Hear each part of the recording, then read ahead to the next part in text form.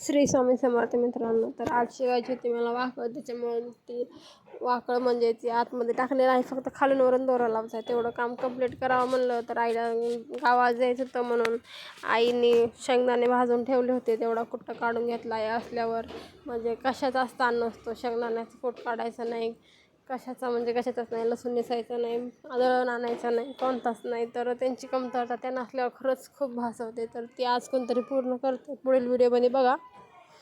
तर आधी मी पूर्ण कूट काढून घेतलं बारीक आणि ठोकर दोन्ही जे पाहिजे होतं तेवढं.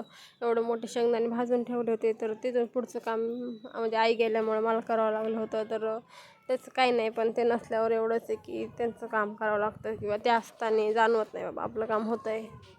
जाऊ द्या, कुठं काढून झालं आहे. मग तिथली साफसफाई करून घेतली, लगेच गॅस पेस पुसून घेतला. गॅस पुसूस तर दुर्वाल तर काय आज लेकरं सांभाळत होते, त्यांच्यासोबत तिचीच खूप मस्ती चालू होती. तर मी थोडीशी त्यांची क्लिप घ्यावं म्हणलं तर काय झालं काय माहीत, मुली पळूनच गेल्या काय. तर नंतर दुर्वा आणि दादा ते मस्त खेळत होते आणि मी त्यांचा व्हिडिओ काढायला गेले तर कसे तोंड लपवतात. आज काय कोणालाच व्हिडिओमध्ये यायचं नाही असं वाटतंय.